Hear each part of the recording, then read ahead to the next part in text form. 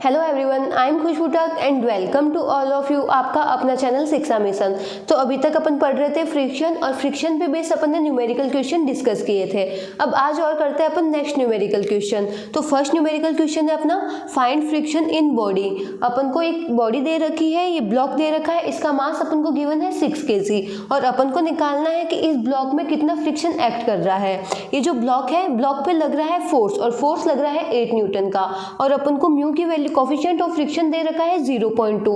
तो अब अपन को निकालना है कि यहाँ पे कौन सा फ्रिक्शन एक्ट कर रहा है। तो अपन ने देखे थे फ्रिक्शन 3 तरह के होते हैं। फर्स्ट होता है स्टैटिक फ्रिक्शन। स्टैटिक फ्रिक्शन में क्या होता है, बॉडी रेस्ट कंडीशन में रहती है। एक बॉडी होती है, बॉडी पे अपन फोर्स को अप्लाई करते हैं लेकिन बॉडी आगे की तरफ मूव नहीं करती है। तब जब बॉडी रेस्ट कंडीशन में होती है, मतलब जितना अपन फोर्स बॉडी पे अप्लाई कर रहे हैं वापस बॉडी भी अपन पे उतना ही फोर्स अप्लाई कर रही है। फॉर एग्जाम्पल यहाँ पे एक बॉडी है, इसका मास अपन ने ले लिया m is equal to 10 kg। ठीक है, अब अपन इस पे फोर्स लगा रहे हैं F फोर्स, इस साइड में अपन इस पे फोर्स लगा रहे हैं लेकिन ये बॉडी आगे की तरफ मूव नहीं कर रही है। तो ये बॉडी भी अपन पे वापस एक फ्रिक्शन फोर्स लगाती है। जब बॉडी रेस्ट कंडीशन में होती है तो उस टाइम जो फ्रिक्शन लगता है वो होता है स्टैटिक फ्रिक्शन।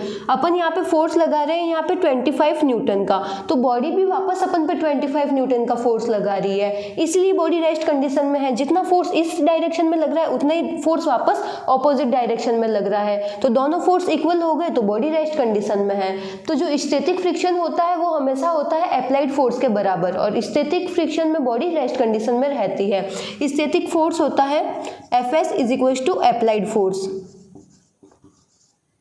जितना अपन फोर्स लगा रहे हैं उतना ही वापस लगता है स्टैटिक फ्रिक्शन, इसीलिए बॉडी रहती है रेस्ट कंडीशन में। और जो स्टैटिक फ्रिक्शन होता है वो सेल्फ एडजस्टिंग होता है। जैसे जैसे अपन अप्लाई फोर्स को एडजस्ट करते हैं वैसे वैसे स्टैटिक फ्रिक्शन भी अपनी वैल्यू को एडजस्ट कर लेता है। फिर आता है लिमिटिंग फ्रिक्शन। जो स्टैटिक फ्रिक्शन की मैक्सिमम वैल्यू होती है वही कहलाती है लिमिटिंग फ्रिक्शन। ये जो बॉक्स है, बॉक्स कितने फोर्स तक अपने आप को रेस्ट कंडीशन में होल्ड करके रख सकता है, तो इसकी जो मैक्सिमम वैल्यू होगी वही कहलाती है लिमिटिंग फ्रिक्शन। लिमिटिंग फ्रिक्शन का फॉर्मूला होता है μs इंटू एन, जहाँ पे s होता है कोफिशिएंट ऑफ स्टैटिक फ्रिक्शन और n होता है नॉर्मल रिएक्शन फोर्स।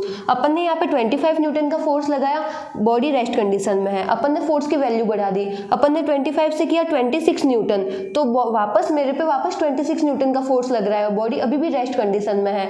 मैंने फोर्स की वैल्यू बढ़ाई 27, तो वापस ये बॉक्स भी मेरे पे 27 न्यूटन का फोर्स लगा रहा है और बॉडी अभी भी रेस्ट कंडीशन में है। जैसे ही मैंने फोर्स की वैल्यू की 30 न्यूटन, पर अभी भी बॉडी है रेस्ट कंडीशन में। अब 30 से मैं थोड़ा सा भी अगर फोर्स की वैल्यू बढ़ा दूंगी तो ये बॉक्स आ जाएगा मोशन में। तो इसकी जो मैक्सिमम वैल्यू होती है, स्टैटिक फ्रिक्शन की जो मैक्सिमम वैल्यू होती है वही कहलाती है लिमिटिंग फ्रिक्शन। बॉडी मैक्सिमम अपने आप को कितने फोर्स तक रेस्ट कंडीशन में होल्ड करके रख सकती है, वो मैक्सिमम फोर्स कहलाता है लिमिटिंग फ्रिक्शन के बराबर और लिमिटिंग फ्रिक्शन की वैल्यू होती है μs into N.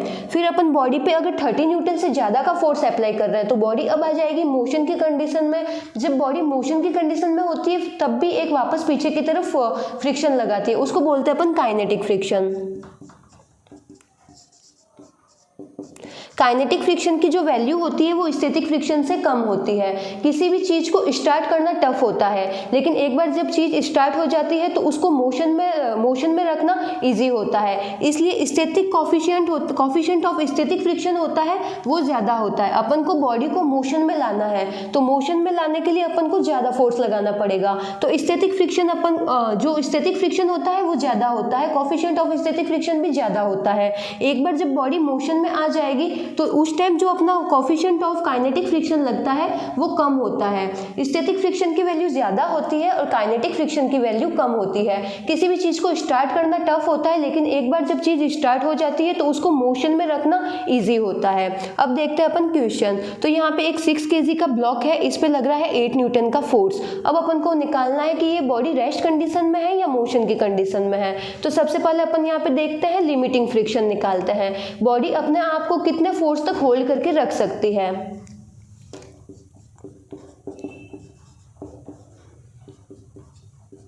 Limiting friction की वैल्यू होती है म्यू इंटू एन। अब जो ये ब्लॉक है, ब्लॉक का वेट एक्ट करेगा डाउनवर्ड डायरेक्शन में 6g और जो नॉर्मल रिएक्शन फोर्स है वो लगेगा ऊपर की तरफ।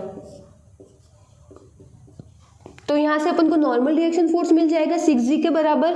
तो n is equal to 6g, g की वैल्यू अपन लेंगे 10 मीटर पर सेकेंड स्क्वायर। तो यहाँ से अपन को नॉर्मल रिएक्शन फोर्स मिल गया 60। अब अपन निकाल लेंगे लिमिटिंग फ्रिक्शन।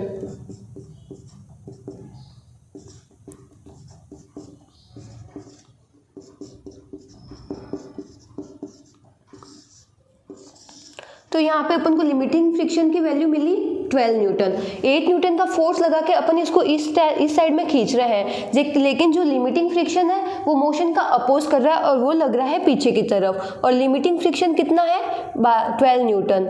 ये 12 न्यूटन का फोर्स वापस पीछे की तरफ खींच रहा है, तो मतलब यहाँ पे लग रहा है स्टैटिक फ्रिक्शन। जो बॉडी है बॉडी रेस्ट कंडीशन में है। अगर 12 न्यूटन से ज़्यादा का अगर मैं फोर्स अप्लाई करूँगी तो ही बॉडी मोशन में आएगी। बॉडी अपने आप को 12 न्यूटन के फोर्स तक अपने आप को होल्ड करके रख सकती है। बॉडी अपने आप को जब तक अपन 12 न्यूटन का फोर्स नहीं लगाएंगे जब तक बॉडी रेस्ट कंडीशन में ही रहेगी। जैसे ही अपन 12 न्यूटन से फोर्स की वैल्यू को बढ़ा देंगे तब बॉडी आ जाएगी मोशन की कंडीशन में। अभी यहाँ पे आगे की तरफ लग रहा है 8 न्यूटन और बॉडी है रेस्ट कंडीशन में। रेस्ट कंडीशन में लगता है स्टैटिक फ्रिक्शन, तो यहाँ पे लगेगा स्टैटिक फ्रिक्शन। और जो स्टैटिक फ्रिक्शन होता है वो अप्लाइड फोर्स के बराबर होता है, मतलब आगे लग रहा है 8 न्यूटन का फोर्स। जो ये 6 kg का ब्लॉक है आगे की तरफ लग रहा है 8 न्यूटन का ब्लॉक, 8 न्यूटन का फोर्स। और जो ये ब्लॉक है 12 न्यूटन तक के फोर्स को अपने आप को रेस्ट कंडीशन में होल्ड करके रख सकता है। जैसे ही अपन 12 न्यूटन से ज़्यादा फोर्स लगाएंगे तब ये बॉडी मोशन की कंडीशन में आ जाएगी। और अभी बॉडी है रेस्ट कंडीशन में, मतलब वापस पीछे भी 8 न्यूटन का फोर्स लग रहा है। और जब बॉडी रेस्ट कंडीशन में होती है तब आता है स्टैटिक फ्रिक्शन। तो यहाँ पे अपन को स्टैटिक फ्रिक्शन की वैल्यू मिल गई 8 न्यूटन। और जो स्टैटिक फ्रिक्शन होता है वो सेल्फ एडजस्टिंग होता है। ये अपने आप की वैल्यू है जो उसको अपने आप सेल्फ एडजस्ट कर लेता है। जितना अप्लाई फोर्स होता है उसके अकॉर्डिंग ये अपनी फ्रिक्शन की वैल्यू को भी एडजस्ट कर लेता है। अगर यहाँ पे 8 न्यूटन से मैं फोर्स को बढ़ा दूँ, यहाँ पे मैं 9 न्यूटन का फोर्स लगा दूँ, तो जो स्टैटिक फ्रिक्शन है वो भी वापस लग जाएगा पीछे की तरफ 9 न्यूटन और बॉडी अभी भी रेस्ट कंडीशन में रहेगी।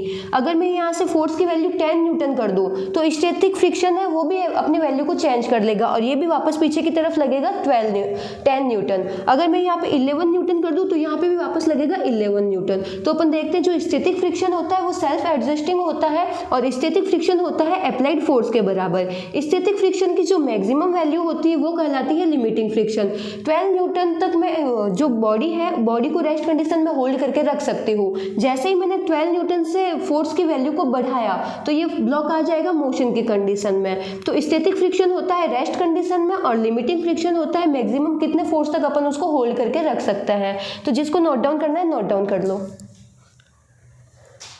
नेक्स्ट क्वेश्चन देखते हैं। तो नेक्स्ट क्वेश्चन है फाइंड फ्रिक्शन इन बॉडी। यहाँ पे अपन को एक बॉडी दे रखी है, उसका मास अपन को गिवन है 6 kg। अब उस पर 15 न्यूटन का फोर्स लग रहा है और अपन को कोफिशिएंट ऑफ फ्रिक्शन गिवन है 0.3।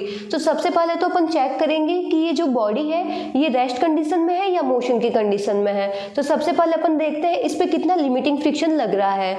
तो जो बॉडी है बॉडी का वेट एक्ट करेगा डाउनवर्ड डायरेक्शन में, इसका वेट डाउनवर्ड डायरेक्शन में हो जाएगा 6g और g की वैल्यू अपन लेते हैं 10, तो ये हो गया 60 और ऊपर की तरफ लगेगा नॉर्मल रिएक्शन फोर्स।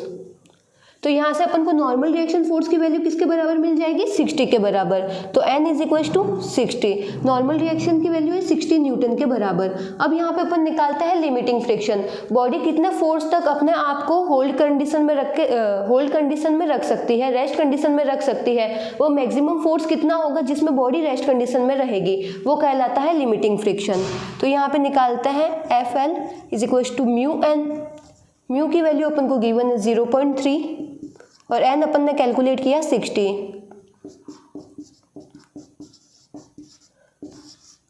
तो यहाँ से अपन को लिमिटिंग फ्रिक्शन मिला 18 न्यूटन। अब अपन इस पे बॉडी पे जो फोर्स अप्लाई कर रहे हैं वो तो है 15 न्यूटन का, लेकिन बॉडी 18 न्यूटन के फोर्स तक अपने आप को रेस्ट कंडीशन में रख सकती है। जैसे ही अपन 18 न्यूटन से ज़्यादा का फोर्स अप्लाई कराएंगे तभी बॉडी मोशन की कंडीशन में आएगी। जब तक अपना फोर्स 18 न्यूटन नहीं होगा तब तक बॉडी रेस्ट कंडीशन में ही रहेगी और अपना जो अप्लाई फोर्स है वो है 15 न्यूटन का, तो बॉडी है रेस्ट कंडीशन में।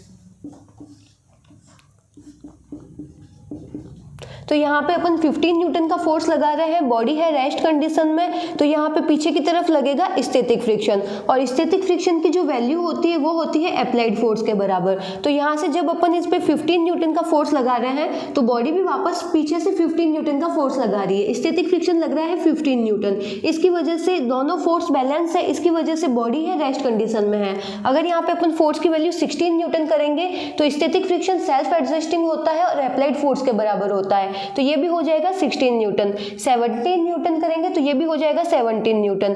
18 न्यूटन करेंगे तब ये हो जाएगा 18 न्यूटन। अब जैसे ही मैं 18 न्यूटन से थोड़ी सी भी वैल्यू बढ़ाऊंगी, 18.1 भी करूंगी, तो ये बॉडी आ जाएगी मोशन की कंडीशन में और ये बॉडी आगे की तरफ मूव होने लग जाएगी। तो स्टैटिक फ्रिक्शन होता है वो सेल्फ एडजस्टिंग होता है और अप्लाइड फोर्स के इक्वल होता है।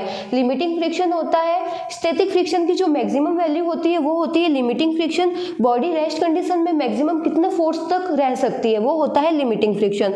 और जो काइनेटिक फ्रिक्शन होता है, जब बॉडी मोशन में आ जाती है तो उस टाइम जो पीछे फ्रिक्शन लगता है वो होता है काइनेटिक फ्रिक्शन। तो जिसको नोट डाउन करना है नोट डाउन कर लो, और बाकी के क्वेश्चन अपन करेंगे नेक्स्ट लेक्चर में। Thank you.